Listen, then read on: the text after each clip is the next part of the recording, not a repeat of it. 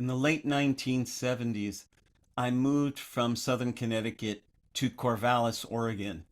And Corvallis in those days wasn't the sleepy little Willamette Valley town that it is today. It was a happening, crazy, wild place.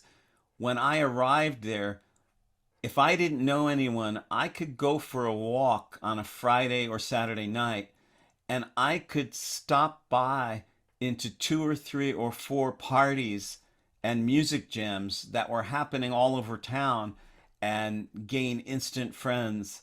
And I became locally notorious as a radical poet, a performing poet.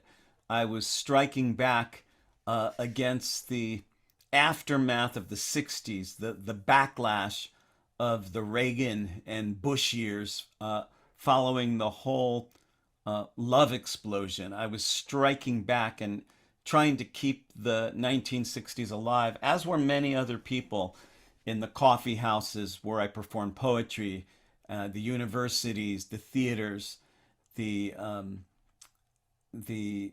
political benefits.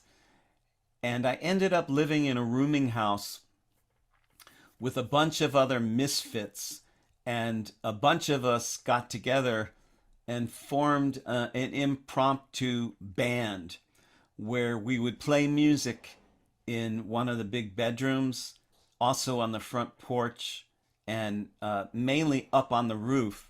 We would jam into all hours of the night. And one of the things we ended up doing was I remember one night we were playing music till very late.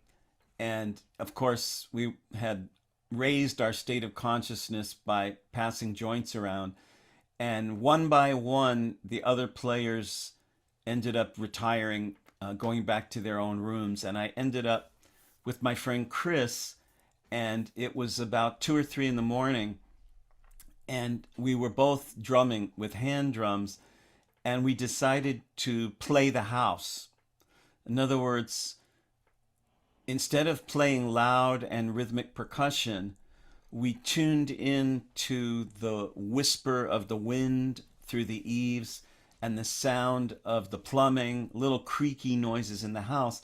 And when the house made a little noise, we would scratch on the drum and respond to that noise until we reached a state where we were tuning so into the house that we could gradually raise the volume and the intensity until we found ourselves playing at a level that would have normally woken up other members of the house, except for the fact that we were playing the house organically and it didn't wake people up. And that taught me about the shamanic side of music, tuning in to a music that was improvised in accordance with nature and substance, rather than prefabricated music.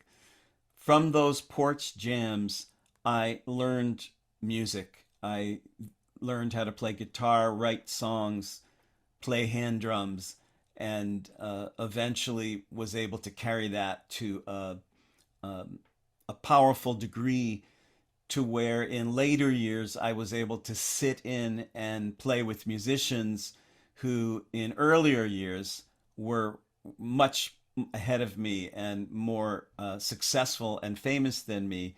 And I was able to sit in with them, which was a mark for me of how far I'd come from those Corvallis porch jams.